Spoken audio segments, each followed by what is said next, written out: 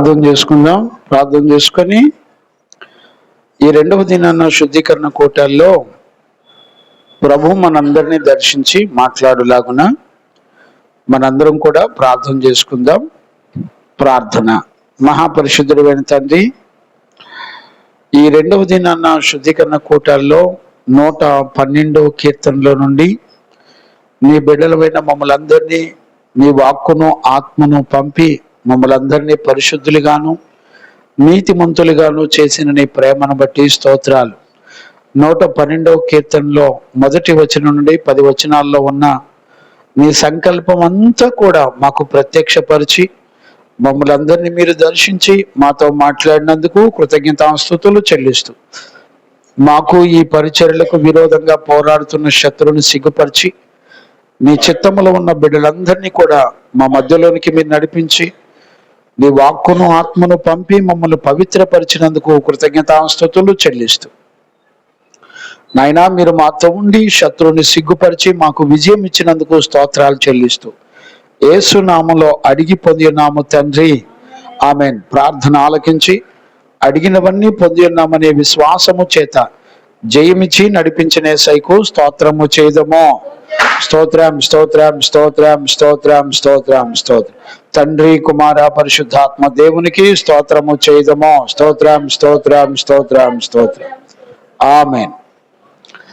మంచిది నాన్న. మనందరం కూడా ఇదే నాన్న 112వ కీర్తన మొదటి వచనం నుండి 10 వచనాలు మనం ధ్యానం చేసుకుంటున్నాము.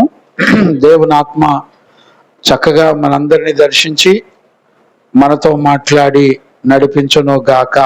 ఆమెన్. మంచిది నాన్న.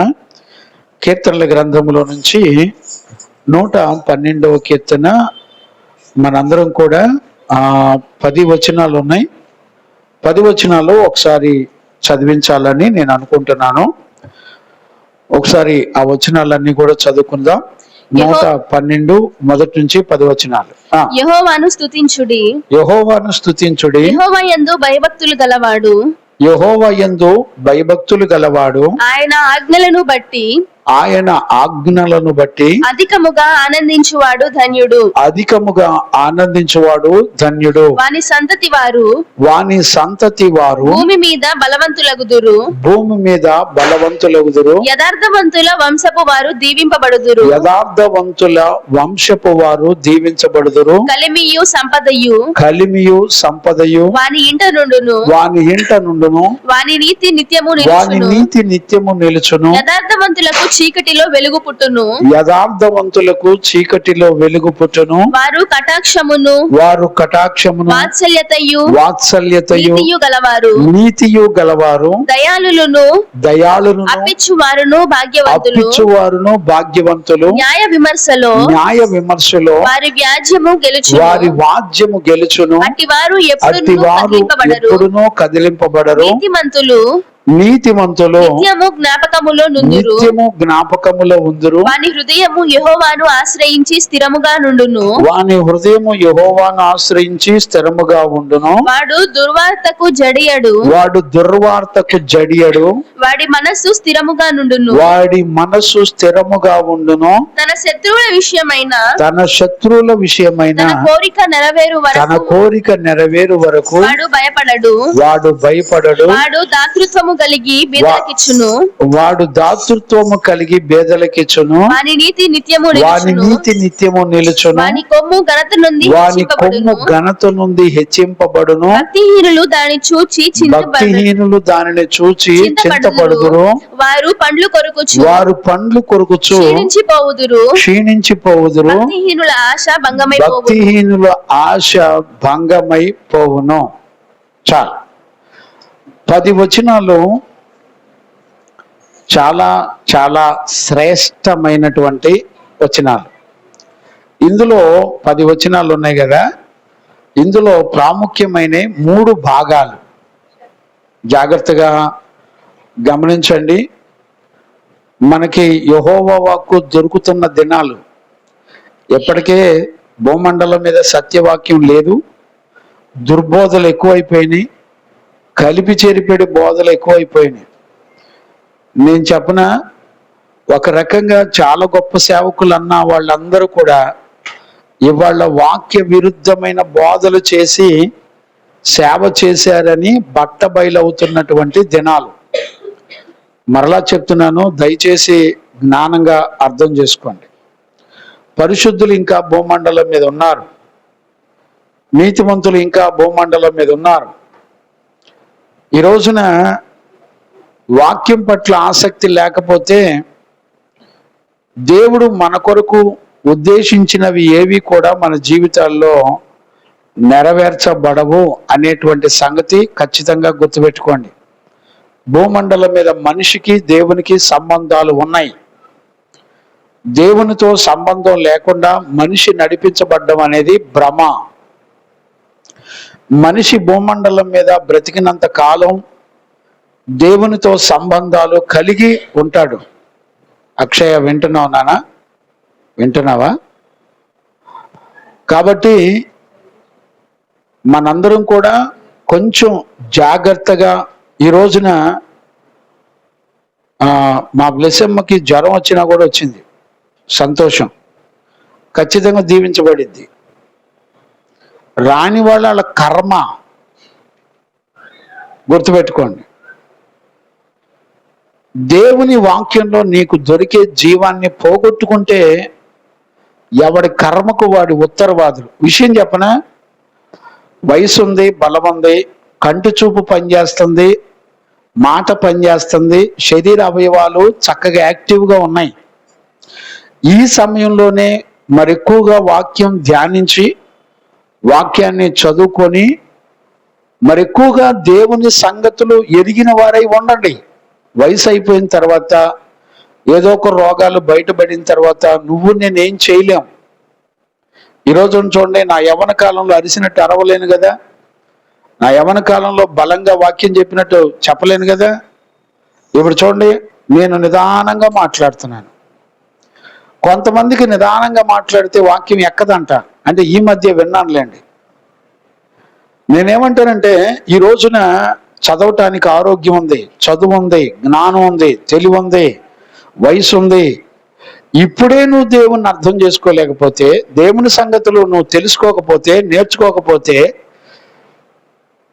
నీకు విషయం చెప్పనా, 66 గ్రంథాల్లో ఉన్న విషయాలన్నీ ఆదికాండం నుంచి ప్రకటన గ్రంథం వరకు నువ్వు తెలుసుకోవాలి.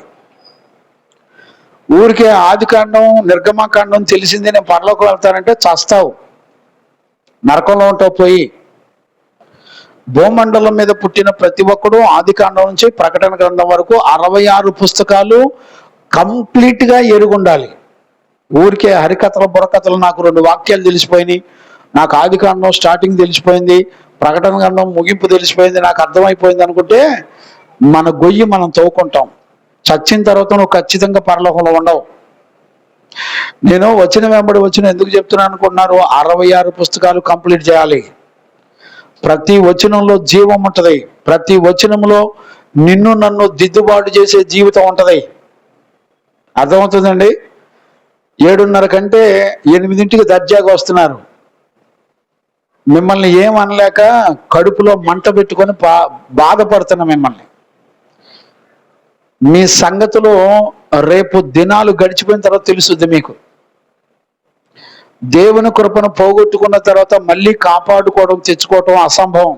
గుర్తుపెట్టుకోండి, మీ వయసు ఎలా గతించిపోతుందో దేవుని రాకడ కూడా అంత సమీపంగా ఉంది. ఊరికే ప్లాన్లు వేసుకోమాకండి. నేను ఇలా బ్రతుకుతాను, నేను ఎంత గొప్పగా ఉంటాను, అంత గొప్పగా ఉంటాను, ఊరికే ఊగమాకండి. 112వ కీర్తన చదివిన తర్వాత నా ప్రాణం ఎంత ఉల్లసించిందంటే అంత ఉల్లసించింది. 112వ కీర్తనలో 3 భాగాలు ఉన్నాయి, మొత్తం 10 వచనాలు. 10 వచనాల్లో 3 భాగాలు ఉన్నాయి. మొట్టమొదటి వచనం 1. ఆ ఒక్క వచనంలో ఉన్నటువంటి విషయం అతి ప్రాముఖ్యమైంది. ఎందుకనంటే, ఒక వ్యక్తి దేవుని మీద ఆధారపడి దేవుని దిక్కుగా చేసుకొని ఆయన్ని కేంద్రంగా చేసుకొని ఆధారపడి ఆయన యందు భయభక్తులు కలిగి ఉన్నటువంటి వ్యక్తిని దేవుడు ఎలా ఆశీర్వదిస్తాడో దేవుడే తన ప్రజలతో మాట్లాడిన విషయాలు ఇక్కడ ఉన్నాయి. ఆయన ఎలా ఆశీర్వదిస్తాడో 2వ అధ్యాయం, క్షమించండి, 112వ కీర్తన 2వ వచనం నుంచి 9 వచనాల వరకు ఉన్నాయి. ఇది 2వ భాగం. దేవుడు ఒక వ్యక్తిని దేవుని దిక్కుగా చేసుకొని ఆయన మీద ఆధారపడిన వ్యక్తిని దేవుడు ఎలా దీవిస్తాడు, వాళ్ళ వంశాలను, కుటుంబాలను, సంతానాలను దేవుడు ఎలా దీవిస్తాడంటే 112వ కీర్తన 2వ వచనం నుండి 9వ వచనం వరకు రాయబడి ఉన్నాయి. వదిలే నాన్న కూర్చో. రాయబడి ఉన్నాయి. విశేషం ఏంటంటే 3వది ఏంటో చెప్పనా? 3వది 10వ వచనం ఒక్కటే. ఆశీర్వాదాలేమో 9 వచనాల్లో రాయించాడు దేవుడు. ఏ వ్యక్తి అయితే దేవుని మీద ఆధారపడకుండా వాక్యంతో నాకు పని లేదు, నా ఇష్టం వచ్చినట్టు నేను బతుకుతాను, నాకు అన్నీ తెలుసు అనుకున్నవాడు చరిత్ర 10వ వచనంలో ముగించాడు. 3 భాగాలు మొత్తం. ఒకటి, దేవుణ్ణి దిక్కుగా చేసుకుని బ్రతికిన వ్యక్తి తన జీవితంలో దేవుని ఆశీర్వాదాలు ఎలాగుంటాయో చూస్తాడు. ఎలాంటి వ్యక్తి దేవుని మీద ఆధారపడి దేవుణ్ణి గణపరుస్తాడు, దేవుని వెంబడిస్తాడు అనేది మొదటి వచనం తెలియజేస్తుంది. 2వ వచనం నుంచి 9 వచనాల వరకు అలాగా మొదటి వచనంలో ఉన్న జీవితం ఎవరైతే చేస్తారో వాళ్ళ వంశాలు, పిల్లల సంతానాల్ని దేవుడు దీవించడాన్ని మనం చూడొచ్చు.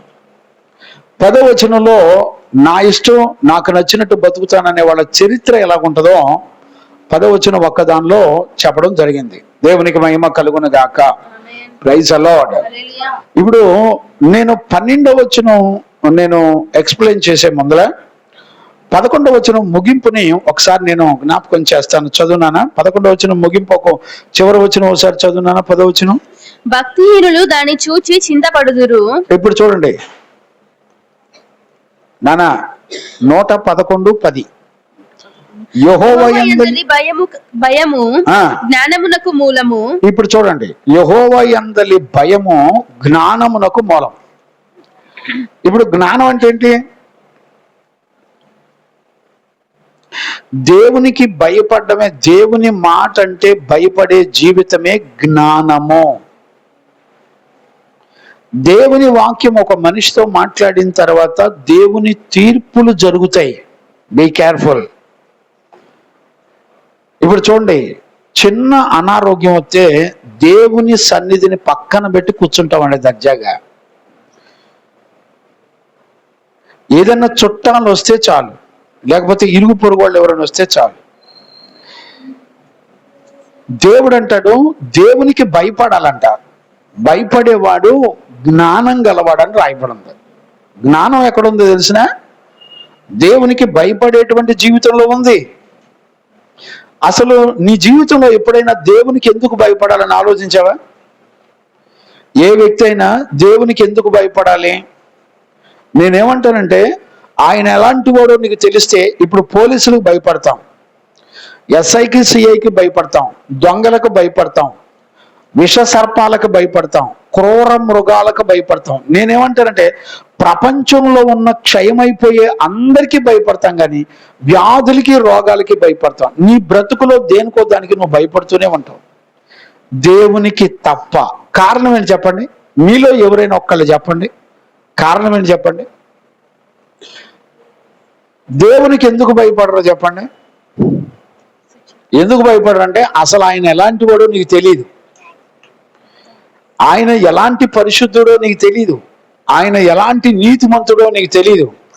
ఆయన నీతి ఎలాగుంటుందంటే, నువ్వు 10 ఆజ్ఞలు పాటించు, ఒకటి తప్పితే నీ మీద 10 ఆజ్ఞలు, 9 ఆజ్ఞలు పాటించావు కదా, 9 ఆజ్ఞలు కూడా మొత్తం 0 అవుతాయి.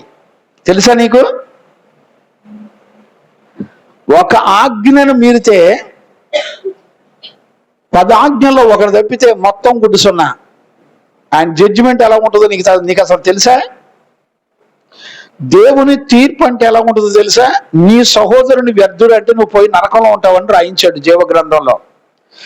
ఒక పిరిగితనం నీలో ఉంటే నువ్వు పోయి పాతాళంలో కూర్చుంటావని రాశాడు. ఒక అబద్ధం నీలో ఉంటే నువ్వు వెళ్ళి యుగయుగాలు పాతాళంలో ఆరని అగ్నిలో ఉంటావని రాశాడు. దేవునికి భయపడతారండి? అసలు ఆయన గురించి నీకు ఎలా తెలుస్తుంది? ఆయన గురించి తెలియడానికి నీకు ఒకటే మార్గం ఉంది. ఏంటో తెలిసిన? దేవుని వాక్యాన్ని చదవటం వలన ఆయన ఎలాంటి వాడో నీకు తెలిసేది. ఈరోజు దేవుని వాక్యం చదువుతావండి, నీ దిక్కుమాలిన బ్రెయిన్ ఉపయోగించి నీ గొయ్యి నువ్వు తీసుకొని చేస్తున్నావు, నీకు అర్థం కావట్లే. నిజంగా చెప్పనా, యేసయ్య ప్రేమ నిన్ను నన్ను కనికరించి తన వాక్కును పంపి తన ఆత్మను పంపి నిన్ను నన్ను పలకరించి మాట్లాడి ఆయన ఎట్లాంటి వాడో నీకు నాకు బోధిస్తున్నాడు. చాలా మంది ఏమనుకుంటున్నారంటే ఆయన దయ కలిగినోడు, ప్రేమ కలిగినోడు, ఆయన చక్కటి తీయటి మాటలు చెప్పే దుర్బోధకులు ఎక్కువైపోయారు. బిడ్డలారా, నీ తిరుగుబాటు, నీ ఆజ్ఞ అతిక్రమం నిన్ను దేవుని నుండి వేరు చేసి జీవంలో నుండి నువ్వు వేరై ఆరని అగ్నిలోకి పాతాళంలోకి నువ్వు వెళ్ళిపోతున్నావు. దేవుని నుండి వేరైన తర్వాత నీ చుట్టూ తిరిగేది ఏంటో తెలిసిన? శాపాలు తిరుగుతూ ఉంటాయి. నీ దరిద్రం నీ నెత్తి మీదకి నువ్వే తెచ్చిపెట్టుకుంటా ఉంటావు, నీకేం అర్థం కాదు. నీ ఆలోచనలు నీ ప్రవర్తనలు అన్నీ కూడా శపించబడిన వాటిని ప్రేమిస్తూ ఉంటావు. చూడండి, దేవుని సన్నిధిని పోగొట్టుకున్న తర్వాత శపించబడిన భూమిలోంచి తయారు చేసిన ప్రతి వస్తువుకి విలువిస్తున్నాడు మానవుడు. కానీ పరలోక సంబంధమైన దైవ జ్ఞానానికి ఏ మానవుడు విలువిట్లా. చూసారా? నువ్వు భూ సంబంధమైన వాటి విషయాలలో మనసు పెట్టుకొని నువ్వు బ్రతుకుతూ ఉంటావు, నీ జీవితం మొత్తం అంతే. పరసంబంధమైన వాళ్ళు పరసంబంధమైన విషయాల కొరకై ఆలోచిస్తూ ఉంటారు. దేవుడంటే భయభక్తులు ఎవరు కలిగి ఉంటారో తెలిసిన? ఆయన గురించి పూర్తిగా తెలిసినోడు భయపడతాడు. ఆయన గురించిన సంగతులన్నీ నీకు ఎక్కడ దొరుకుతాయి తెలిసిన? జీవ గ్రంథంలో దొరుకుతాయి, ఆయన ఆజ్ఞలు కట్టడల్లో దొరుకుతాయి. ఏమండి? ఆయన ఆజ్ఞలు కట్టడలు నువ్వు గుర్తుపట్టావా? ఆయన ఎవరో నీకు అర్థమవుతుందా? ఒక అబద్ధం ఉంటే నీ చరిత్రను దేవుడు తీసుకెళ్ళి పాతాళానికి అప్పగిస్తాడు. నీ విశ్వాస జీవితంలో ఒక అబద్ధం చేయించడం నేర్చుకోలే.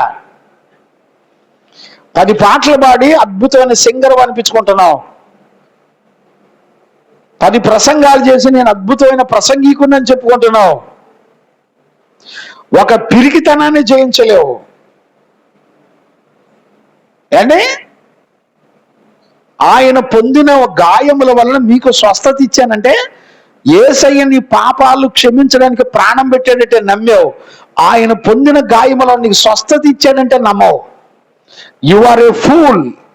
నువ్వు ఒక ఫూల్వి. దేవుని మాటలు ఒకటి నమ్ముతావు, ఒకటి నమ్మవు. నీ అంత ఫూలు ఎవడ ఉండడు. ఈరోజు భయపడతావు, రేపు భయపడవు, నీ ఇష్టం. నీకు అనుకూలంగా ఉంటే ఒక భక్తి చేస్తావు, నీకు అనుకూలంగా లేకపోతే మరొక భక్తి చేస్తావు. సరదా అనుకుంటున్నారా? నీకు నీ హృదయానికి నీ ప్రమాణం నీ జీవితంలో వాక్యం తప్ప వేరొకటి ఆధారం చేసుకుంటే నీ పరిస్థితి, దేవుడు ఆయన మాట్లాడిన తర్వాత నెక్స్ట్ స్టెప్ ఏదైనా ఉందంటే మన జీవితంలో దేవుని తీర్పే. ఇప్పుడు ఆయన ఏమంటాడంటే 11 ముగింపులో ఈ 2 జంట పుస్తకాలండి. ఈ 2 ఒకేలాగా ఉంటాయి, 111, 112. నేను ఆల్రెడీ గత కాలంలో 111 చెప్పాను, మీరు ఖాళీ ఉన్నప్పుడు వినండి. Same at the same time 112 కీర్తనలో కూడా చాలా చాలా అతి శ్రేష్టమైన 7 ఆశీర్వాదాలు ఉన్నాయి. ఒక వ్యక్తి భయభక్తులు కలిగి ఉండి ఆయన ఆజ్ఞలు కట్టలు నడిస్తే వాళ్ళ వంశాలకు, వాళ్ళ పిల్లల తరాలకు 7 రకాల ఆశీర్వాదాలు ఇచ్చాడండి. మనం అన్ని విషయాలు దేవుని యొక్క లేఖనాల్లో నేర్చుకోబోతున్నాం. దేవునికి మహిమ కలుగునగాక. Praise the Lord. దేవునికి మహిమ కలుగునగాక. చూడండి, 111 ముగింపులో 10వ వచనంలో ఏమంటాడంటే యెహోవా యందు భయము జ్ఞానమునకు మూలము. చూసారా? ఆయన శాసనములను అనుసరించు వారందరూ మంచి వివేకము గలవారు, ఆయనకు నిత్యము స్తోత్రము కలుగుచున్నది. దేవునికి మహిమ కలుగును గాక. చూడండి, ముగింపు వచనం ఏమర్థమైంది? ఆయనకు నిత్యము స్తోత్రము కలుగుతుందంట. దేనికి స్తోత్రం కలుగుతుంది? ఒకటి, నువ్వు దేవుని యందు భయభక్తులు కలిగి ఉండి జ్ఞానము కలిగిన వాడవై ఉండి ఆయన శాసనాలన్నీ అనుసరించుచు మంచి వివేకం కలిగి ఉండటమే దేవుని స్తుతించడం. అర్థమైందండి? నువ్వేదో 4 పాటలు పాడితే స్తుతించడం కాదు, భయభక్తులు కలిగి ఉండడమే స్తుతించడం. దేవునికి ఘనత మహిమ ఎక్కడి నుంచి కలుగుతుంది? దేవుని నీ ద్వారా ఎక్కడి నుంచి కలుగుతుందంటే నీ జీవితంలో భయభక్తులు కలిగి ఉండడమే, నీ జీవితంలో ఆయన ఆజ్ఞలు కట్టడలు ఎరిగి ఉండడమే, నీ జీవితంలో దేవుని యొక్క వాక్యం ఎంతగా చదివితే, ఎంతగా లేఖనాలు ధ్యానం చేస్తే నీకెవరు అర్థమవుతారంటే నీ దేవుడైన యెహోవా అర్థమవుతాడు. అప్పుడు భయభక్తులు అంటే ఏంటో నీకు అర్థమైంది. అసలు నువ్వు బైబిలే తీయవు, వాక్యమే చదవు, నీకు ఆయన ఇచ్చే ఆశీర్వాదాలు నీ జీవితంలో లేకపోతే ఆయన ద్వారానే నీకు శాపాలు నీ జీవితంలో ఉంటాయి. అర్థమైందండి? ఎన్ని సంవత్సరాలు పట్టింది? దేవుని వాక్యం అర్థం చేసుకోవడానికి ఎన్ని సంవత్సరాలు పట్టింది తెలీదు. ఇప్పుడు చూడండి, నిత్యము స్తుతి కలుగుతుందని ముగించాడు. 12వ వచనం ప్రారంభించున్నానా? 112వ కీర్తన మొదటి వచనం ప్రారంభించు. యెహోవాను స్తుతించుడి. ఇప్పుడు చూడండి, మళ్ళీ ఏమని స్టార్ట్ చేశాడు తెలిసిన? యెహోవాను స్తుతించండి. యెహోవా యందు భయభక్తులు గలవాడు. మళ్ళా రిపీట్ చేస్తున్నాడు చూడండి, యెహోవా యందు. అంటే లాస్ట్ వచనం 111 ముగింపులో ఏ వచనాన్ని ముగించాడో మరలా అదే వచనాన్ని 112 ప్రారంభించి మాట్లాడుతున్నాడు. యెహోవాను స్తుతించండి, యెహోవా యందు భయభక్తులు గలవాడు, ఆయన ఆజ్ఞలను అధికముగా ఆనందించువాడు, ఆయన ఆజ్ఞలను బట్టి అధికముగా ఆనందించువాడు ధన్యుడు. ఇప్పుడు చూడండి, ఆయన ఆజ్ఞలను కట్టడలను బట్టి, ఆయన యందు భయభక్తులు కలిగి ఉండడాన్ని బట్టి, ఆయన వాక్య విషయంలో ఆనందించేవాడు ధన్యుడు అన్నాడు. ఆయన ఆజ్ఞలు కట్టడలను గైకొన్నప్పుడు నువ్వు ధన్యుడు అవుతావట. బైబిల్ చదివితే కాదు,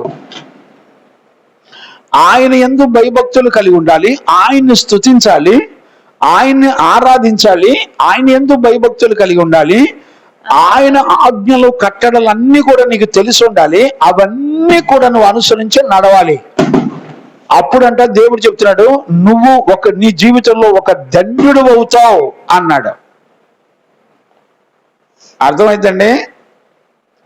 దేవునికి మహిమ కలుగును గాక. Praise the Lord. హల్లెలూయా.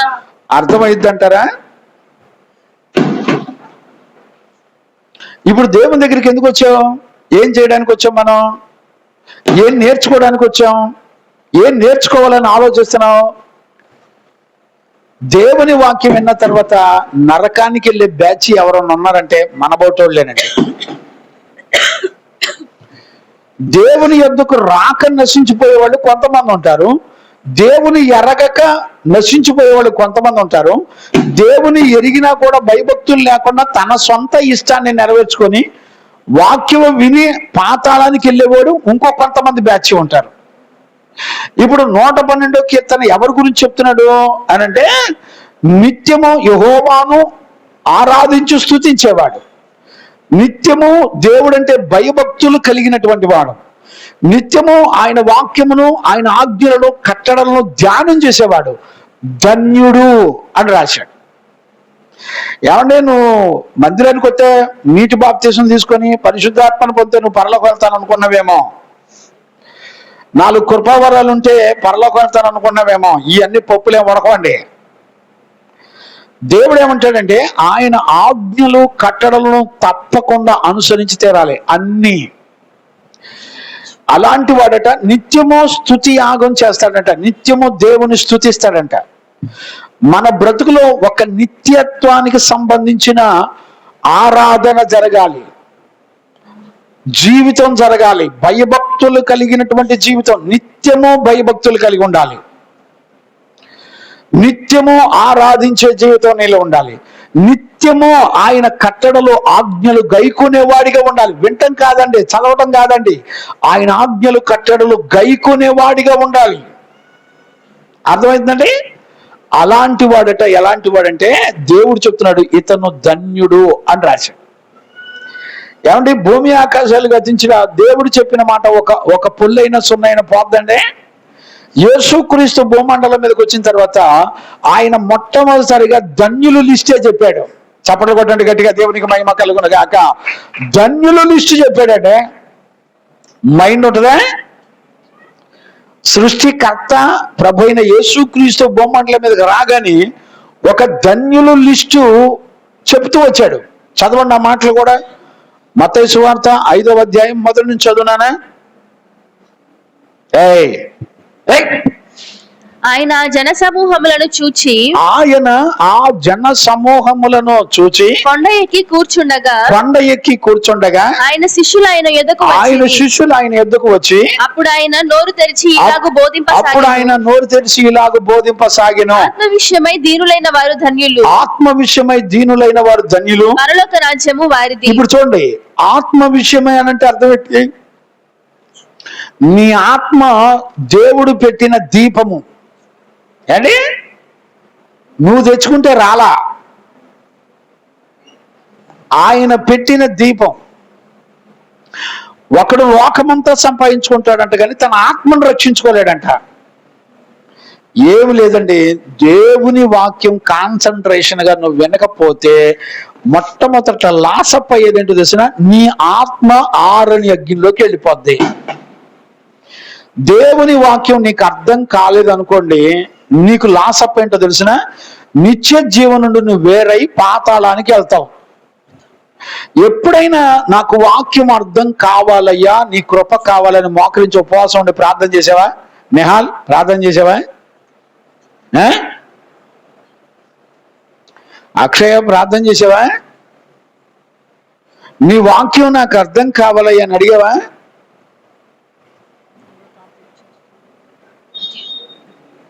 యసాక్, ఉపవాసం ఉండి ఎప్పుడైనా అయ్యా నీ వాక్యం నాకు గ్రహింపుగా అడిగావు ఎప్పుడైనా?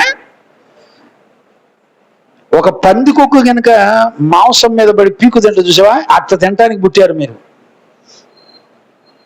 కోళ్ళు, జబ్బలు,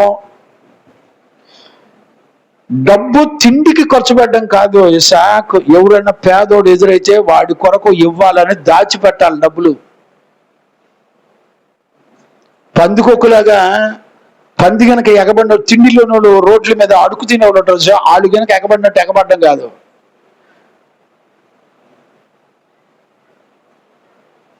ఏమి లేదండి, బ్రతుకు జీవితం అంతా ఈ శరీరాన్ని పోషించుకోవడానికే, ఈ శరీరానికి కావలసిన తిండి, దానికి కావలసిన సుఖభోగాలు అనుభవించడానికి తప్ప వేరొక ఆలోచన ఉండదు. దేవుడు ఒక ధన్యులు లిస్టు చెప్తున్నాడంటే, ఒక ధన్యకరమైన జీవితం, ఒక రెఫరెన్స్ సరిపడా జీవితం నేను చేస్తున్నానా లేదా, దాని కొరకు ఉపవాసం ఉండి ప్రభా ఒక ధన్యకరమైన జీవితం నేను చెయ్యాలి. ఉపవాసాలు ఉంటావండి, పిల్లల కోసం, పెళ్లి కోసం, ఎర్రతోలు కోసం, ఉద్యోగాల కోసం అండి, స్వస్థతల కోసం, ఆరోగ్యం కోసం, కులంలో గొప్ప కోసం, ధన సంపదల కోసం, వ్యాపారాల కోసం. ఈ దుర్బోధకులందరూ కూడా భూ సంబంధమైన, శరీర సంబంధమైన వాటి కొరకు ప్రార్థనలు ఎట్ట చేయాలో నేర్పారు అంతే. ఎలా ఉపవాసం ఉండి ప్రార్థన చేస్తే దేవుడు మన బతుకులో ఏ అవసరాలు తీరుస్తాడు, ఇదే. ఏ రోజైనా నా సొమ్ము దేవుని పని కొరకు ఉపయోగపడాలి, ఒక ఆత్మ రక్షించబడడం కొరకు ఉపయోగపడాలి. ఏమండి, ఇక్కడ పరిచయలో ఉన్న వస్తువులన్నీ కూడా సంఘ బిడ్డలు ప్రతి పైసా తిని తినక వాళ్ళు నష్టపరుచుకొని ఇస్తే చేసినండి ఎన్ని. ఇక్కడున్న ప్రతి వస్తువు, ఈ రోజున కుర్చీలు కూడా కొన్నాం దేవుని కృపను బట్టి. ఎప్పుడైనా ఆలోచించారా? ఒక ధన్యులు ఒక లిస్ట్ ఎలాగుంటుందో చూసారా ఎప్పుడైనా? కంటిన్యూ చేయనా మత్తయి సువార్తలో? ధన్యులు, పరలోక రాజ్యము వారిది, పరలోక రాజ్యం వాళ్ళది. దుఃఖపడు వారు ధన్యులు, దుఃఖపడే వాళ్ళు ధన్యులు, వారు ఓదార్చబడదు, వాళ్ళు ఓదార్చబడతారు. సాత్వికులు ధన్యులు, సాత్వికులు ధన్యులు, వారు భూలోకమును స్వతంత్రించుకుంటారు. నీతి కొరకు ఆకలి దప్పులు గలవారు ధన్యులు, వారు తృప్తిపరచబడుదురు. కనికరము గలవారు ధన్యులు, వారు కనికరము పొందుదురు.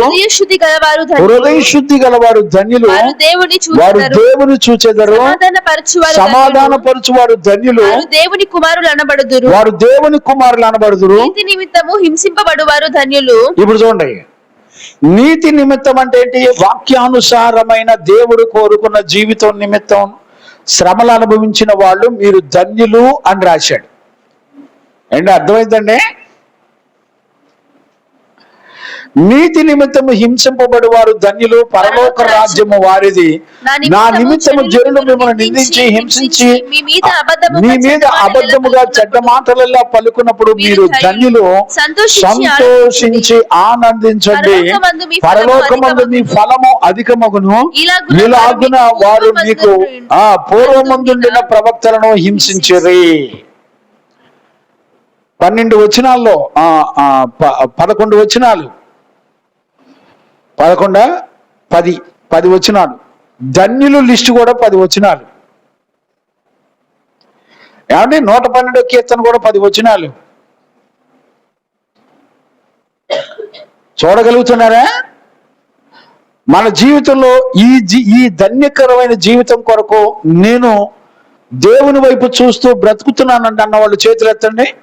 హృదయమారా? మనం ఎట్లాంటి వాళ్ళం అంటే దేవుని దగ్గరకు వచ్చి వాక్యం విన్న తర్వాత నరకానికి వెళ్ళే బ్యాచ్లో మనమే ఉంటాం. First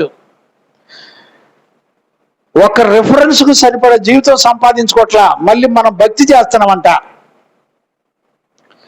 number 1 మోసగలం. దేవుని దైవజనుని మోసం చేసే వాళ్ళలో నెంబర్ 1 క్రైస్తవులం.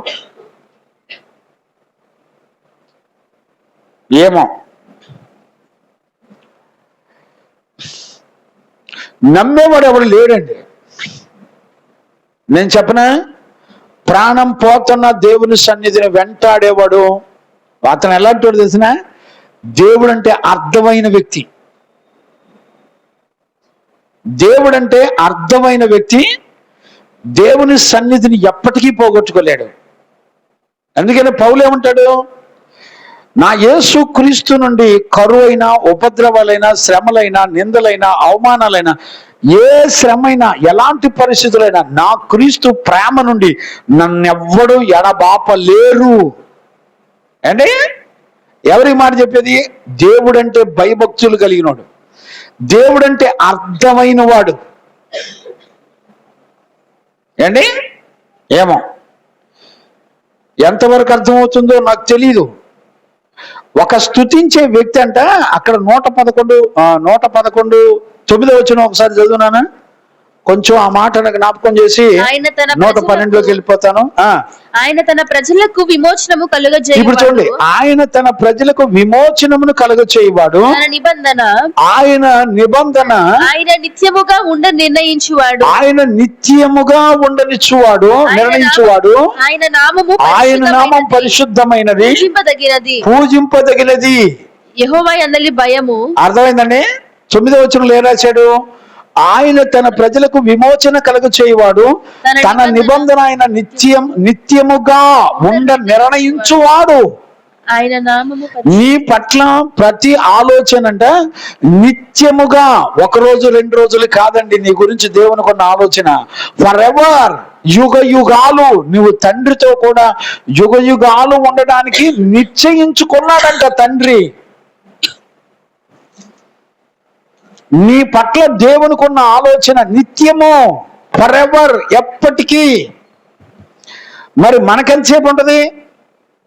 ఆయన ఆరాధించాలంటే ఆయన ఏమో తెలిసిన, ఆయన పరిశుద్ధుడు, పూజింపదగిన వాడు అని రాశాడు. ఇంగ్లీష్లో హీఈస్ ద రెవరెండ్. ఇప్పుడు పాస్టర్లందరూ, దొంగల ముఠా పాస్టర్లందరూ కూడా రెవరెండ్ అని, బిషప్ అని, అండి ఇక వాడి ఇష్టం. బిషప్ అమ్మగారులు ఏమో భయం లేదు, భక్తి లేదు, బరి తెగించున్నారు అంతే.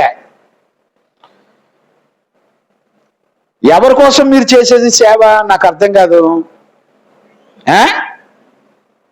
ఎవరి కోసం భక్తి? నీ భక్తిలో దేవుని సంకల్పంలో ఏముందో సార్? నిత్యత్వము.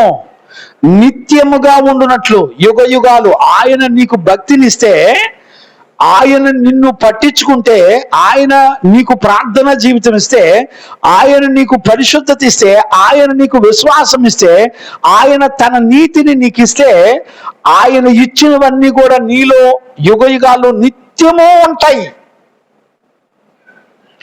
నిత్యము ఉండి తీరతాయి. ఉన్నాయండి. 4 రోజులు బాగుంటే 4 రోజులు బాగో, 4 రోజులు ఇష్టపడితే 4 రోజులు అసలు మందిరం నుంచి పారిపోదామా, ఎక్కడికైనా వెళ్ళిపోదామా, చిచ్చి ఈ మందిరం మానేసేయాలని ఎదురు చూసేవాళ్ళు ఎక్కువ. నష్టం ఎవరికి? శుభ్రంగా గోలకైనా చెప్పుకునే జీవితం అంది. ఈ రోజున దేవుని సంకల్పంలో మన కొరకు ఒక నిత్యము ఉండేటువంటి జీవితాన్ని దేవుడు కోరుకుంటున్నాడు మనలో. నువ్వు భయభక్తులు కలిగి ఉంటే నిత్యము ఉండాలి. 1 రోజు కాదు, 2 రోజులు కాదు, శరీరంలో ఉండగా కాదు, శరీరాన్ని విడిచిపెట్టిన తర్వాత కూడా నీ జీవితంలో ఒక నిత్యత్వానికి కలిగినటువంటి ఒక సంపూర్ణమైన భక్తిని నీ చేత దేవుడు చేపిస్తాడు. చూసారండి ఇప్పుడనే?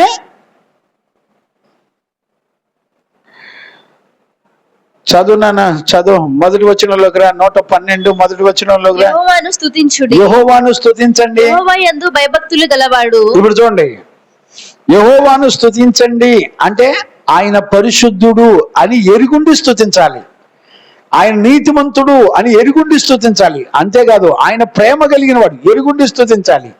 అంతేకండి ఆయన భయంకరుడైన దేవుడు అని రాయబడింది. తెలుసా నీకది? ఆయన తీర్పు తీర్చువాడు అని రాయబడింది. తెలుసా నీకది? నీ మనసులో దీని గురించిన ఆలోచన అసలు ఏముండదండి. నీకుండేది ఏంటో తెలుసా? ఆయన ప్రేమ కలిగిన వాడు, ఏమండో దయ కలిగిన వాడు, నువ్వెన్ని చేసినా ప్రభా క్షమించయ్యా అనగానే లటకని క్షమించి నేను పరలోకం తీసుకెళ్తాడు అనుకున్నా. భ్రమపడమాక.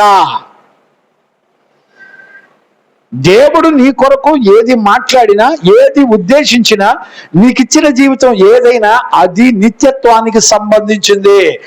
ఈ తలంపు ఎవరిది? పరిశుద్ధుడు, పూజించుటకు అర్హుడైనటువంటి దేవునిది. నీ పట్ల దేవునికి ఉన్న సంకల్పం ఆలోచించవా?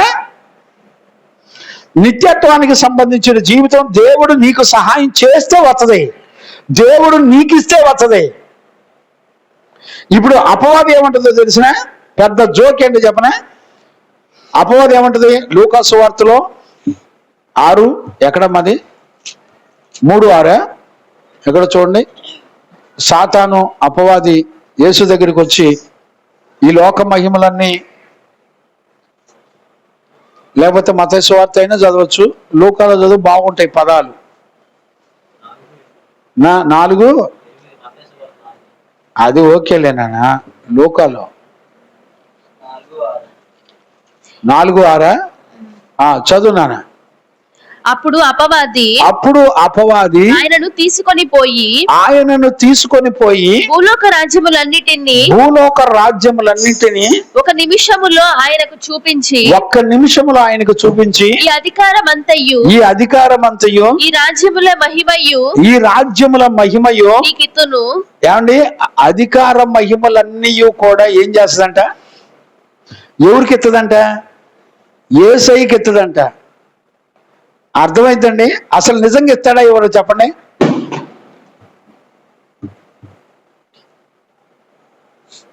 చెప్పండి, నిజంగా ఇస్తాడా? ఎందుకు ఇవ్వడు?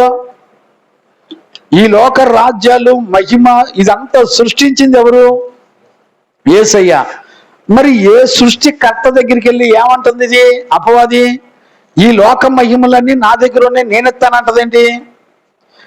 ఈ లోకంని, ప్రపంచాలను సృష్టించింది ఎవరు? మన ప్రభు అయిన యేసయ్య. అవునా? అన్నిటి మీద సర్వాధికారం ఎవరిది? దేవునిది. అపవాది అండి కాదు. మరి అదేమంటుంది? ఈ లోక మహిమలన్నీ నా దగ్గరని, నాకు నమస్కరించు, నేను మొత్తం నీకు ఇస్తానంటుంది. దెయ్యం మాట్లాడేది అలానే ఉంటది. సొమ్ము ఒకటిది, సోకొకటిది. నేను మీకు ఫలాన్ని ఇస్తాను, నేను చెప్పినట్టు చేయండి అంటది. అన్ని ఊహల్లోనే, ఆలోచనలోనే భ్రమపరుస్తూ ఉంటది. అపవాది ఎన్నిసార్లు నిన్ను భ్రమపరిచి మోసం చేశాడు, నీకు మనస్సాక్షి లేదా? నీకు గుర్తు రావట్లేదా? నీ ఎవరి కాలం అంతా వృధా చేసేస్తున్నాడు, నీ బ్రతుకంతా రోడ్ల మీద పెడుతున్నాడు. భయం లేదు నీకు? మన తలంపుల్లో, మన బాడీలో సర్పాలు తిరుగుతూ ఉంటాయండి. సర్పపు తలంపులు. ఏదేను తోటలో అవ్వ ఆదామును మోసపరిచిన ఆ దురాత్మ మన దేహంలో, మన తలంపుల్లో తిరుగుతూ ఉంటది. మీకు తెలుసా, మాంత్రికులు మంత్రపు కట్టుతో ఏం చేస్తారో తెలిసిన, మనుషుల బాడీలో సర్పాలని మంత్రపు కట్లుగా పెడతారు. అది బాడీలో తిరుగుతూనే ఉంటుంది, వాళ్ళకి ఎవరికి తెలియదు. అర్థమైందండి? అపవాది దగ్గర అధికారం అంతా అపవాద్యా? కాదండి. ఆజ్ఞలు అతిక్రమించిన ప్రతి ఒక్కడి మీద అధికారం సాతానుది. ఆదాము ఆజ్ఞ అతిక్రమించాడు, వెంటనే ఏం చేసింది? శపించబడిన భూమిలోకి తీసుకొచ్చేసింది. పరలోకం నుండి అతన్ని తప్పించి ఆదాముని శపించబడిన భూమిలోకి తీసుకొచ్చేసింది. నువ్వు మనుషులందరికీ దేవుడిచ్చిన ఆశీర్వాదాలు నువ్వు పొందకుండా నిన్ను సాతాను అందరి మధ్యలోనే ఉంచి నిన్ను శపించబడిన ఒక జీవితంలో నిన్ను పెట్టిద్ది. గుర్తుపడతావా? దేవునికి మహిమ కలుగును గాక. Praise the Lord. హల్లెలూయా. అందుకనే సాతాను భ్రమపరిచేవాడు ఒకడు మన మధ్యలో ఉంటాడు. అందుకని దేవుడు ఏం చెప్తున్నాడు తెలుసా? ఇప్పుడు ఆయన ఇచ్చే ఆశీర్వాదాలు ఎలాగుంటాయో చూడండి, ఎంత అద్భుతంగా ఉంటాయో చూడండి. ఇప్పుడు రెండవ సెక్షన్లోకి వెళ్తున్నాం. చూడండి, 112వ కీర్తన 2వ వచనం నుంచి చదవండి. వాని సంతతి వారు. ఇప్పుడు చూడండి, ఒక్కొక్క వచనం చదువుకుంటూ వెళ్ళడం 9వ వచనం వరకు ఉంటాయి ఆశీర్వాదాలు.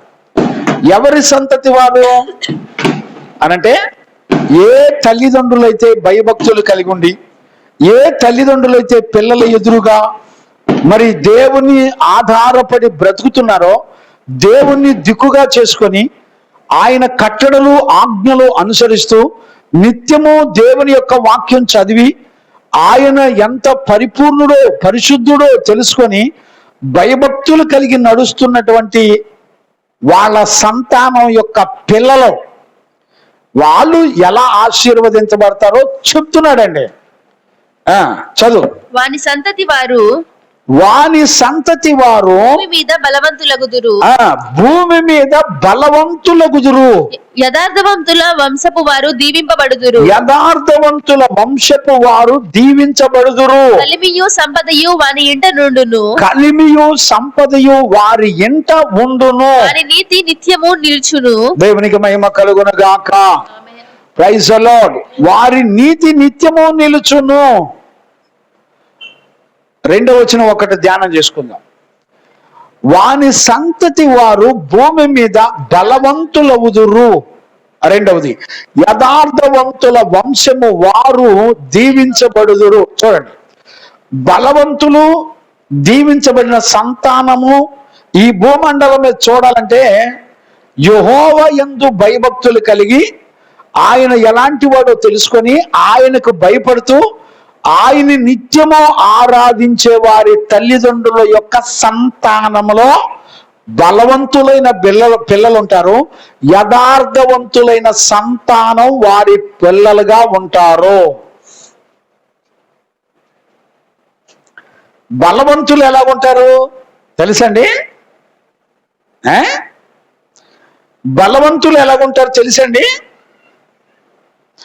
బలవంతులు ఎప్పుడు కూడా వాళ్ళ సంతానం బలవంతులు ఎలా అవుతారంటే, మీరు ఈ రోజుల్లో మీరు చూడొచ్చు, ఇశ్రాయేలీల సంతానాన్ని చూడొచ్చు.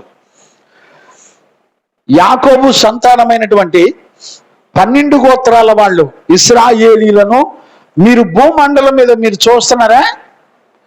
ఇప్పుడు ఇశ్రాయేల్ దేశాన్ని మీరు చూస్తున్నారుగా. ఎంత దేశం అండి? చిన్న దేశం. ఖచ్చితంగా 1,00,000 మంది కూడా సైనికులు లేరు. ఏమో నాకు ఎంతమందో కరెక్ట్గా గుర్తులేదు. ఎంతమంది అయ్యా? ఒక 3 లక్షల మంది ఉంటారా? ఐడియా లేదా? ఏమా నాకు శయనం ఐడియా ఉందా?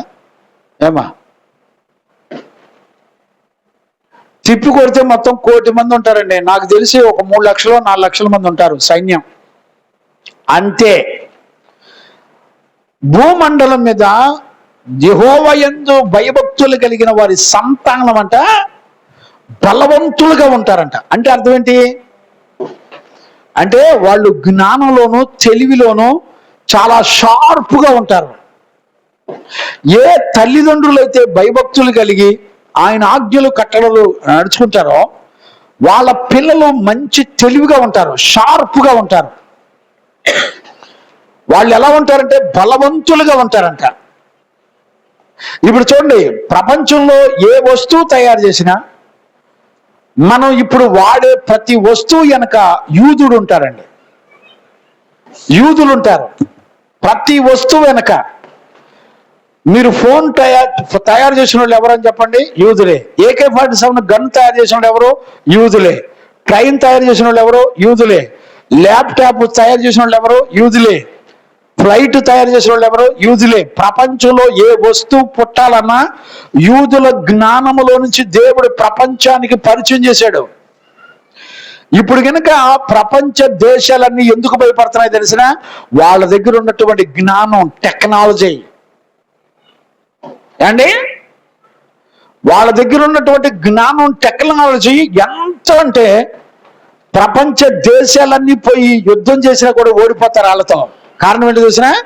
వాళ్ళు బలవంతులు, టెక్నాలజీలో బలవంతులు, తెలివిలో బలవంతులు, వివేకంలో బలవంతులు. అర్థమైందండి? ఈ రోజున మీరు, మీ సంతానం, మీ పిల్లలు బలవంతులుగా, పరిశుద్ధులుగా, యథార్థపరులుగా, దేవుని చేత దీవించబడిన బిడ్డలుగా మీ సంతానాలు ఉండాలంటే వాళ్ళ తల్లిదండ్రులు ఎలా ఉండాలి తెలిసిన? వాళ్ళ తల్లిదండ్రులు ఎప్పుడు చూసినా వారి చెట్టు ఏరులో చేదుపోయిన వాళ్ళై, పాపం లేని వాళ్ళై, దేవుని మీదే ఆధారపడి భయభక్తులు కలిగి పరిశుద్ధులై జీవించాలి. ఉన్నారండి అలాంటి వాళ్ళు? అలాంటి వాళ్ళు ఉన్నారండి?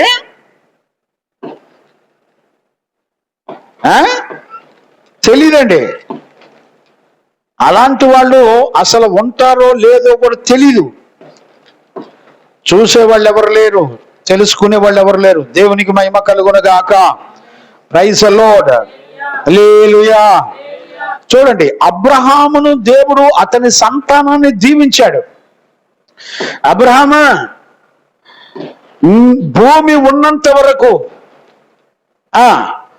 నీ వంశాల వారు రాజ్య పరిపాలన చేస్తారు. 12వ అధ్యాయంలో ఎన్ని ఆశీర్వాదాలు ఉన్నాయండి. ఒకే వ్యక్తి అండి, ఒక్క వ్యక్తి దేవుని మాట విని భయభక్తులు కలిగి ఉండి ఒక్కగానొక 100 సంవత్సరాలకు 100 సంవత్సరాలకు ఒక్కగానొక కుమారుడు పుడితే దేవుని మాట ప్రకారం బలి చేయడానికి కూడా వెనకాడలేదండి. అంత ప్రేమించాడు. అబ్రహాముతో దేవుడు అన్నాడు, అబ్రహాం, ఒక్కగానొక కుమారుడు నాకు ఇవ్వడానికి వెనుతీయలేదు కనుక ఇందును బట్టి నీవు నా యందు భయభక్తులు కలిగి ఉన్నావని నేను చూశానన్నాడు. భయభక్తులు కలిగిన వాడు, దేవుని ప్రేమించిన వాడు ఏ రోగాలకి, ఏ సమస్యలకి, ఏ తిరుగుబాట్లకి, ఏ బలహీనతలకి, ఏ వ్యాధులకి, ఎలాంటి పరిస్థితులకి భయపడరండి. నీతిమంతుని సంతానం కలవరపడదు, భయపడదు, దిగులు పడదు, చింతపడదు. అబ్రహాము సంతానాన్ని చూడండి. 12వ అధ్యాయం, ఆదికాండం 12వ అధ్యాయం మొదటి 2-3 వచనాలు చదువునానా? నడిపింపు కొరకు 2 మాటలు నేను జ్ఞాపకం చేస్తాను. ఈ రోజున ఏమి లేదండి, తాగి తాగి తిరిగి నా పిల్లలు పరిశుద్ధులు అవుతారు, తాగి తాగి తిరిగి నా పిల్లలు పరిశుద్ధులు అవుతారు, నా పిల్లలు నీతిమంతులు అవుతారని చెప్పుకుంటున్నారండి. అండి, మన ఇష్టం వచ్చినట్టు తిరిగి మన ఇష్టం వచ్చినట్టు బతికి మన ఇష్టం వచ్చినట్టు నిర్ణయాలు తీసుకొని నేను నా పిల్లల సంతానం బాగుంటుందని చెప్పుకుంటున్నారు. మూర్ఖ సంతానాలరా, దేవుని ఉగ్రత నుండి మీరు ఎవ్వరూ కూడా తప్పించుకోలేరండి. దేవుని ఎదుట నేను నిజమే చెప్తున్నాను, అబద్ధం ఆడతలేదు. దేవునికి మహిమ కలుగునగాక. ఆమేన్. Praise the Lord. Hallelujah. Hallelujah. దేవునికి మహిమ కలుగునగాక. ఆమేన్. అర్థమవుతుందండి? చూడండి, నేను ఒక వ్యక్తి హిస్టరీని నేను చూశానండి. జోనాథన్ ఎడ్వర్డ్ అని కొట్టండి నెట్లో. Jonathan Edward. ఈయన ప్రజెంట్ ఒక 150 సంవత్సరాల క్రితం భక్తుడు. 150 సంవత్సరాల క్రితం భక్తుడు ఆయన. దగ్గర 200 సంవత్సరాలు అనుకోండి. 200 సంవత్సరాల క్రితం భక్తుడు. ఈయన గురించి, ఈయన సంతానం గురించి కొంతమంది రీసెంట్ గానే రీసెర్చ్ చేశారు. ఇతని గర్భాన, ఇతను చాలా మంచి భక్తిపరుడు కదా, ఇతని సంతానం పిల్లలందరూ కూడా ఎలాంటి వారు ఉన్నారని ఒక 100-150 సంవత్సరాల క్రితం వెనక్కి వాళ్ళ వంశాలు మొత్తాన్ని రీసెర్చ్ చేశారంట. అందులో జోనాథన్ ఎడ్వర్డ్ అనేటువంటి ఆయన సంతానం, ఆయన ఒక్కడే భయభక్తులు కలిగి ఆయన జీవించాడు. కానీ ఆయన సంతానంలో దగ్గర 300 మంది పాస్టర్లు తయారయ్యారంటండి, మిషనరీలు. 300 మంది, ఒకళ్ళు కాదు, ఇద్దరు కాదు. అర్థమైందండి? 120 మంది ప్రొఫెసర్స్ అయ్యారంట. 110 మంది లాయర్స్ అయ్యారంట. 60 మంది టాప్ డాక్టర్స్ అయ్యారంటండి. గమనించారండి? 30 మంది సైంటిస్టులు అయ్యారంటండి ఆయన సంతానంలో వాళ్ళు. 14 మంది యూనివర్సిటీ ప్రొఫెసర్స్ అయ్యారంట, టాప్ ప్రొఫెసర్స్. ఒక వ్యక్తి అమెరికా దేశానికి ప్రైమ్ మినిస్టర్ అయ్యాడంట. ఇవన్నీ నేను చెప్పినాయి కదండి. ఒక వ్యక్తి భయభక్తులు కలిగి ఉంటే అతని సంతానం భూమండలం మీద ఎలా ఉంటుందని 100-150 సంవత్సరాలు రీసెర్చ్ చేస్తే వాళ్ళ సంతానాలు పిల్లలందరినీ చూస్తే వచ్చినటువంటి రిజల్ట్ అది. ఇంకో వ్యక్తి ఉన్నాడంట, ఆయన కాలంలో ఉన్నటువంటి వ్యక్తి తాగి చచ్చాడంట. ఇతని సంతానంలో మంచోళ్ళు ఎవరైనా ఉన్నారని చెప్పి 100-150 సంవత్సరాలు వెనక్కి వెళ్ళి మొత్తం వాళ్ళకి సంబంధించిన పిల్లల సంతానం అందరి గురించి మొత్తాన్ని గురించి రీసెర్చ్ చేస్తే 99.9% అందరూ వ్యభిచారులు, మోసగాళ్ళు, దొంగలు, టెర్రరిస్టులు ఉన్నారంట వాళ్ళ సంతానంలో. ఇంకా నేనేం చెప్పను చెప్పండి? మన కుటుంబంలో ఒక నీతిమంతుడు ఉండాలి. దేవుని చిత్తం చేసే ఒక పరిశుద్ధుడు ఒక్కడన్నా ఉన్నాడండి మన ఇంట్లో. పుట్టినోడు పుట్టినట్టే ఉద్యోగం చేయాలి, లాయర్ అవ్వాలి, కలెక్టర్ అవ్వాలి, డబ్బున్న వాడిని పెళ్లి చేయాలి. ఏమంటే ఒక నీతిమంతుడైన సేవకుడు తన ఇంటికి అల్లుడు కావాలని కోరుకునే వాళ్ళు ఉంటారండి. పరిశుద్ధులను, నేను పరిశుద్ధమైన సంతానాన్ని నేను భూమండలం మీద కని నా పిల్లలు నీతిమంతులుగా వర్ధిల్లాలి, నా పిల్లల సంతానము ఒక పరిశుద్ధులుగా ఎదగాలి అనే ఒక శ్రేష్టమైన నిరీక్షణతో పిల్లలు కన్నారండి. నాకు పుట్టిన 2 పిల్లలు దేవునికి అప్పగించా. ప్రభా, వీరిద్దరు నీ పిల్లలే, నీ కొరకే బతకాలి, నీ కొరకే జీవించాలి. 2 సంపూర్ణమైన సేవ చేస్తున్నారు. నీతిమంతులను కనాలి మన గర్భంలో. దేవుడంటే భయభక్తులు కలిగినటువంటి పిల్లలను కనాలి మన తర్వాత సంతానానికి. ఒక నీతిమంతుడు కంటాడంటండి, అతని సంతానం ఏం చేస్తుంది తెలిసిన? భూమి మీద బలవంతులుగా ఉంటారంట.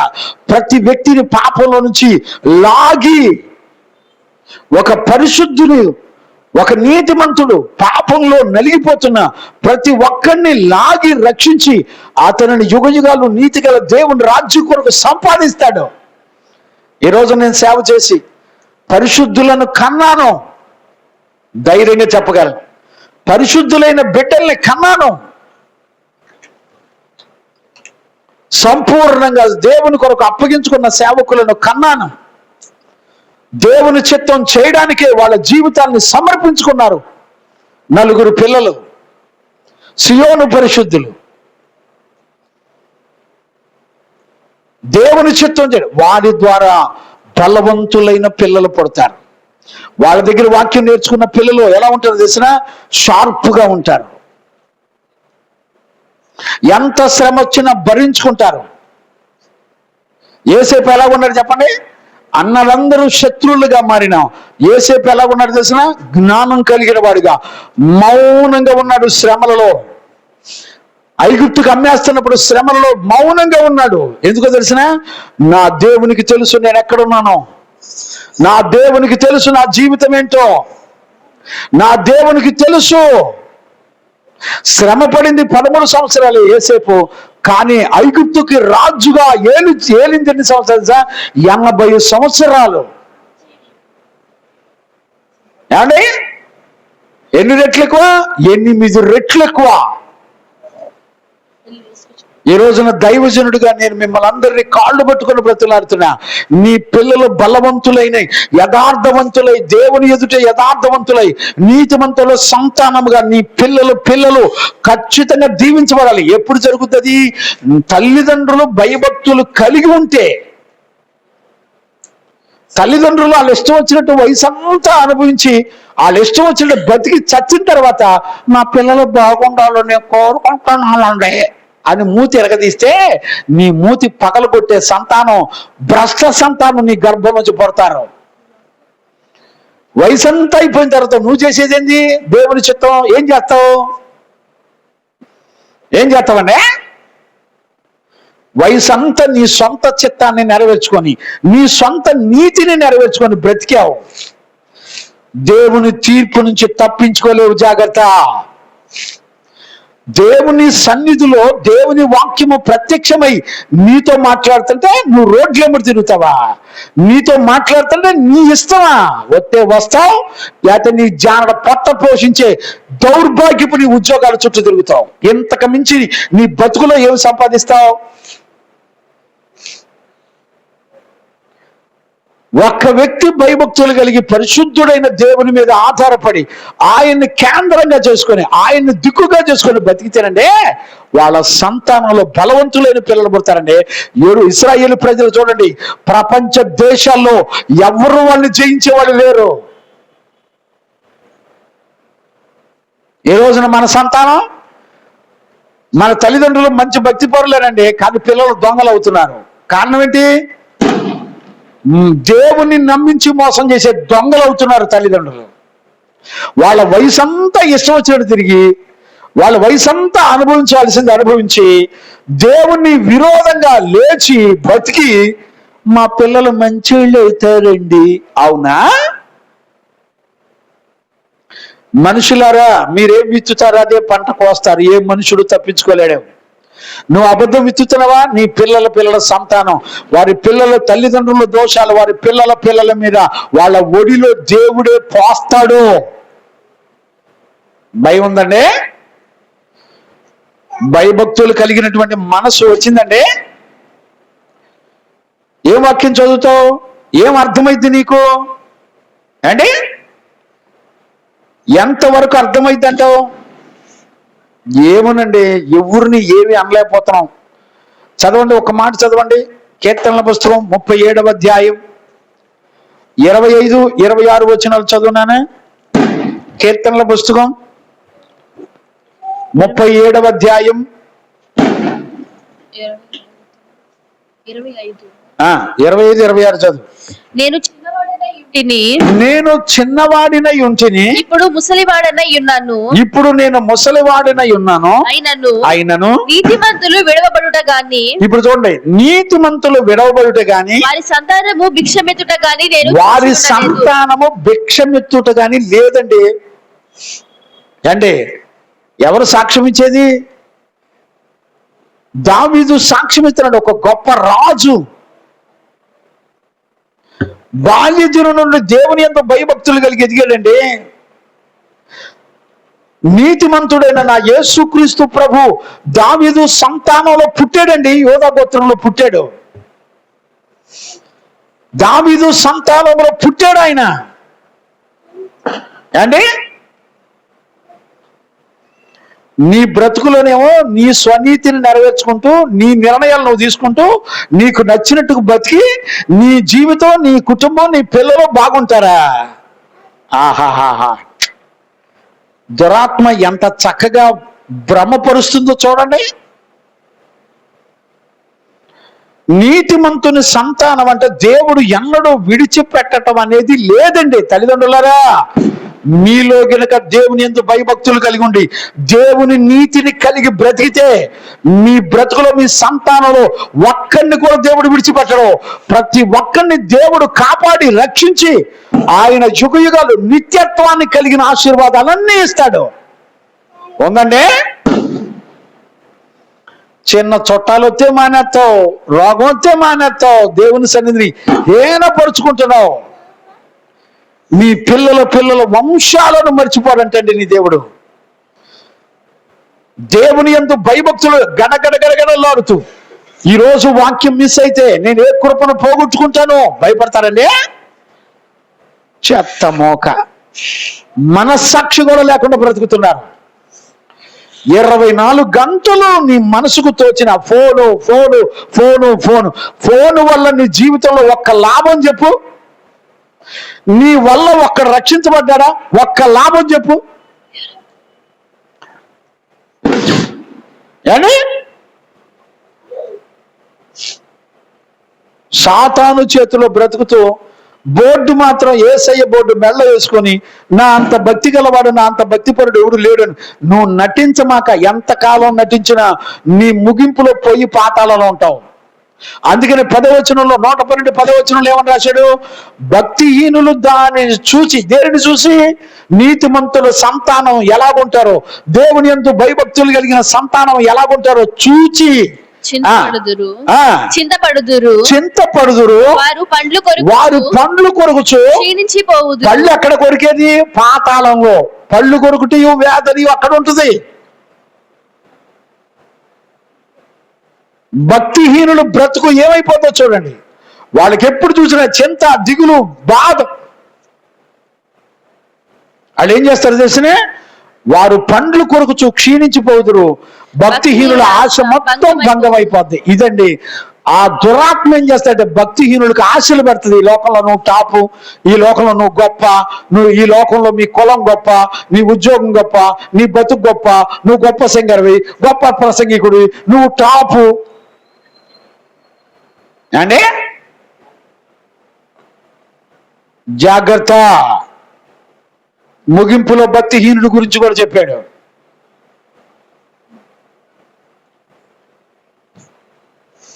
ఎడ్వర్డ్ గారి గురించి చెప్పాను. వాళ్ళ సంతానంలో ఎలాంటి పిల్లలు ఉన్నారో అండి. ఒక తాగుబోతుడి జీవితం చూడండి, వాళ్ళ వంశాలు చూడండి, వాళ్ళ పిల్లల సంతానం చూడండి. తండ్రి తాగుబోతాడే, తాత తాగుబోతాడే. చూడండి సంతానాలు మొత్తం, వాళ్ళ పిల్లల మొత్తం తాగుబోతాడే. తాగుబోతాడికి వచ్చే ఆశీర్వాదాలు ఏంటో తెలిసిన? చూస్తారా? ఒక మాట చదివించాను చూడండి. 23-29 సామెతల పుస్తకం.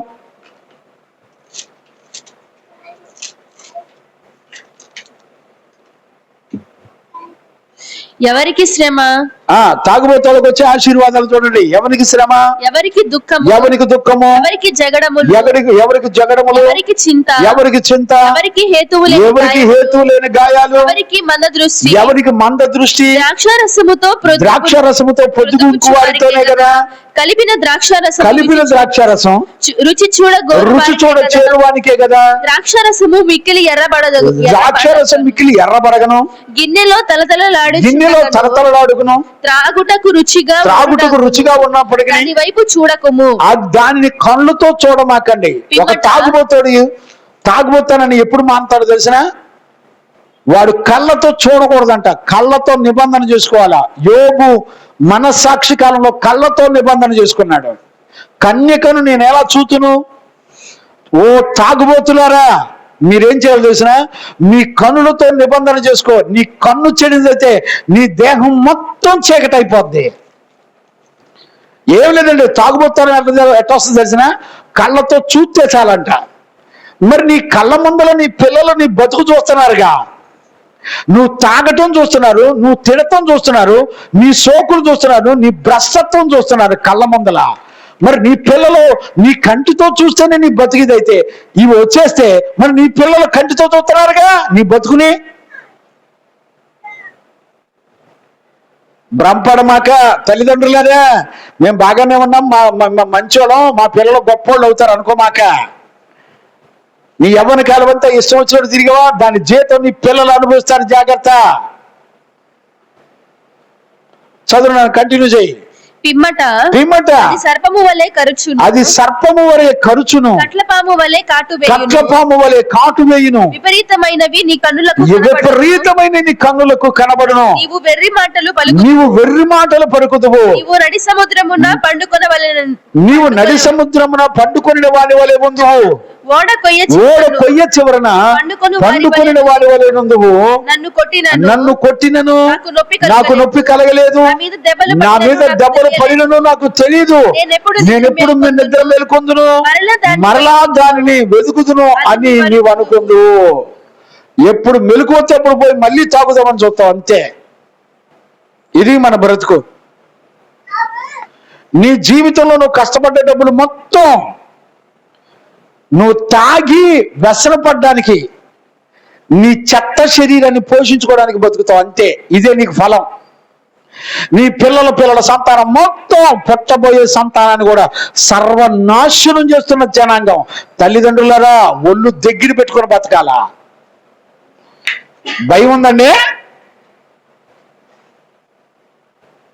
వాక్యం చెప్తుంది ఏంటో తెలిసిన, ఏ తల్లిదండ్రులైతే దేవుని వైపే చూస్తూ బ్రతుకుతారో, అన్ని పరిస్థితుల్లో దేవుని దిక్కుగా చేసుకొని బ్రతుకుతారో, అలాంటి వాళ్ళకంట వాళ్ళ సంతానాలు బలవంతులుగా ఉంటారు, యథార్థవంతులుగా ఉంటారు, వారు చక్కగా కాపాడబడతారు, దేవుని చేత రక్షించబడతారు. నీతిమంతుల సంతానాన్ని దేవుడు ఎన్నడూ విడిచిపెట్టకుండా, మర్చిపోకుండా కాపాడుకుంటాడు. సామెతల పుస్తకం 27వ వచనం కూడా చదువునానా, 20వ అధ్యాయం 7వ వచనం కూడా చదువు.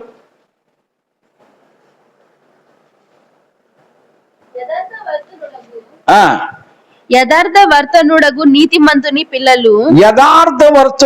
నీతిమంతుని యొక్క పిల్లలు వాని తదనంతరము ధన్యులగుదురు. చూడండి, ధన్యులంటే మన ధన్యుల లిస్టు చదివాం కదా.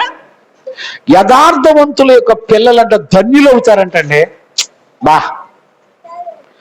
ఎప్పుడైనా నేను యథార్థంగా బ్రతుకుతున్నానా లేదని ఎప్పుడైనా ప్రార్థన చేసుకున్నావా? నీ ఇష్టం వచ్చినట్టు దేవుని సన్నిధిలో ఎదగకుండా, బైబిల్ చదవకుండా, దేవుడు అంటే ఏంటో తెలియకుండా, ఏదో గుడికెళ్ళి వచ్చి కానుకలు ఇచ్చి నేను నా పిల్లలు పరలోకి వెళ్ళిపోతాను అనుకుంటున్నావు. నీ అంత వెర్రి బాగులోడు ఎవడు ఉండడం. మోసగించబడేవాడిలో నువ్వే నెంబర్ 1. ఏమండి, నిర్గమకాండం 20వ అధ్యాయం 6వ వచనం చూడండి. ఆజ్ఞలను అనుసరించి నడిచే వాళ్ళ సంతానం గురించి మాట్లాడతాడు.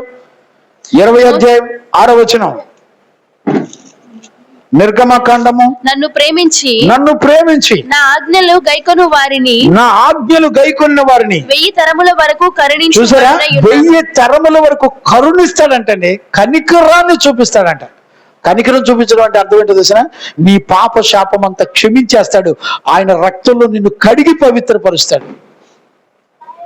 ఉందండి. ఇవాళ నీతివంతుల సంతానాలు కూడా ఉద్యోగాల కోసం ఎతుకుతూ రోడ్ల బతుకుతున్నారు. భ్రష్టులు. ఆడు త్రోవ తప్పి తిరిగేవాడు.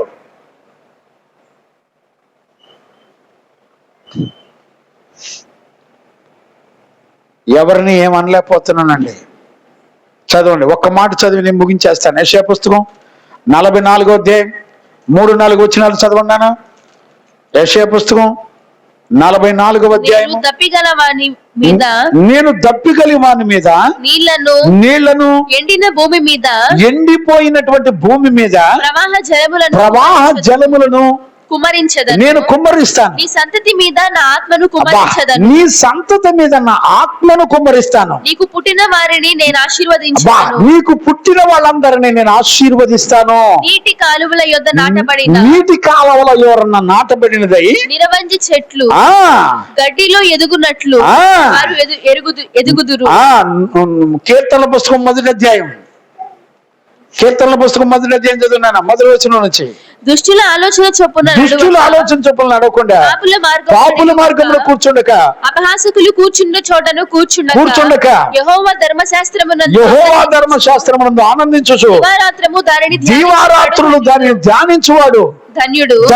అతడు నీటి కాలువలో ఎవరన్నా నాటబడిన వాడై ఆకువాడక తన కాలమందు ఫలమిచ్చు చెట్టు వలె ఉండును. అతడు చేయనంతయు సఫలమగును. దుష్టులు అలాగుండక గాలి చెదరగొట్టు. అర్థమైందండి? మనకి లేఖనాలు అర్థమవుతాయి అంటారా? జాగ్రత్త తల్లిదండ్రులారా, జాగ్రత్త. మీ సంతానం గురించిన ఆలోచనలు మీరు లేఖనాల్లో చూసుకోండి. ఇప్పుడు 112వ కీర్తనలో మనకు కనబడేది ఏంటో తెలిసిన? ఏ వ్యక్తి అయితే, ఏ కుటుంబం అయితే, ఏ తల్లిదండ్రులు అయితే దేవుని యందు భయభక్తులు కలిగి ఉండి అన్ని విషయాల్లో దేవుని ఆరాధిస్తూ ఆయన వాక్యము ధ్యానిస్తూ ఆయన ఆజ్ఞలు కట్టడలు గైకొంటారో వాళ్ళ సంతానం ఎన్ని వచనాల్లో చెప్పాడండి ఆశీర్వాదాలు. 7 సంపూర్ణమైన ఆశీర్వాదాలు ఉన్నాయి ఇందులో. అందులో మొట్టమొదటిది అతని సంతానము బలవంతులుగా ఉంటారు. మరి ఇంకా 7 ఆశీర్వాదాలు చెప్పాలి. ఎప్పటికవుద్దండి? ధ్యానం చేస్తారా? దేవునికి మహిమ కలుగునగాక. ఈరోజు 2వ దినాన శుద్ధీకరణ కూటాల్లో మనందరం భయభక్తులు కలిగి ఉండి మన సంతానం, మన పిల్లలు మన కళ్ళ ముందులే వాళ్ళు బలవంతులై యథార్థవంతులై దేవుని చేత కాపాడబడే సంతానాన్ని కనాలి. అలాంటి కృప యేసయ్య మనందరికి అనుగ్రహించి నడిపించును గాక. ఆమేన్. ప్రార్థన చేసుకుందాం. స్తోత్రం స్తోత్రం స్తోత్రం స్తోత్రం స్తోత్రం స్తోత్రం చేద్దాం నాన్న. ప్రార్థన చేద్దాం. మహాపరిశుద్ధుడైన తండ్రి, మోకరించకూడదా నాన్న? మోకరించకూడదా? చిన్న ప్రార్థన చేయలేరమ్మా? చిన్న నిబంధన చేసుకోలేరా? 1 గంట వాక్యం విన్నారు, చిన్న తీర్మానం చేసుకోలేరు? ఎప్పటికైనా నేను దేవుని తెలుసుకొని భయభక్తులు కలిగి ఉండకపోతే నా భవిష్యత్తు సంతానం అంతా సర్వనాశనం అయిపోద్ది. అయ్యా, నా బ్రతుకులో యవ్వన కాలంలోనే, బాల్య దినంలోనే నేను నీతో నిబంధన కలిగి బ్రతకాలయ్యా. ప్రార్థన చేద్దాం. మహాపరిశుద్ధుడైన తండ్రి, ఈ శుద్ధీకరణ కూటాలు 2వ దినాన నీ వాక్కును ఆత్మను పంపి మీరు మాతో మాట్లాడి బలపరిచినందుకు స్తోత్రాలు. పరిశుద్ధుడైన తండ్రి, నీ నామ ఘనత కొరకై నాయనా ఈ 112వ కీర్తనలో ఉన్న ఆశీర్వాదాలు, ఒక వ్యక్తి దేవుని యందు భయభక్తులు కలిగి ఉండి యెహోవాను మరి ఆరాధించు స్తుతించేటువంటి వ్యక్తి, ఆయన యందు ఆయన ఆజ్ఞలు కట్టడలు అనుసరించేటువంటి వ్యక్తి యొక్క సంతానమును దేవా నువ్వెంతగా దీవిస్తున్నావో, ఎంతగా ఆశీర్వదిస్తున్నావో నాయన. నీ ఆశీర్వాదాలకు కొలతలే లేవు, హద్దులే లేవు నాయన. కృతజ్ఞతాస్తుతులు చెల్లిస్తున్నాను నాయన. అంత్య దినాల్లో నిన్ను ప్రేమించే కృపను నాయన, నీ యందు భయభక్తులు కలిగి ఉండే కృపను, ఆశీర్వాదములు తల్లిదండ్రులుగా మీరు మాకు అనుగ్రహించి నీతిమంతుల సంతానమును కనుటకు నాయనా నీ ద్వారా దీవించబడి కాపాడబడే సంతానము చేత మేము ఆశీర్వదించబడిలాగా కృపనిచ్చినందుకు కృతజ్ఞతాస్తుతులు చెల్లిస్తూ యేసు నామములో అడిగి పొందినాము తండ్రి, ఆమేన్. ప్రార్థన ఆలకించి అడిగినవన్నీ పొందుకునే భాగ్యం ఇచ్చి నడిపించిన యేసయ్యకు స్తోత్రము చేయదమా. స్తోత్రం స్తోత్రం స్తోత్రం స్తోత్రం స్తోత్రం స్తోత్రం. ఆమేన్. మన తండ్రి అయిన దేవుని నుండి, మన ప్రభు అయిన యేసుక్రీస్తు నుండి, పరిశుద్ధాత్ముని యొక్క అన్యోన్య సహవాసము, సన్నిధి, సమాధానము విశ్వసించిన బిడ్డలకును సకల పరిశుద్ధులకును యేసయ్య కృపా సమాధానములు మనందరికీ తోడయుండి కాపాడి రక్షించును గాక. ఆమేన్. హల్లెలూయా, హల్లెలూయా, హల్లెలూయా. అందరికీ వందనాలు. Praise the lord.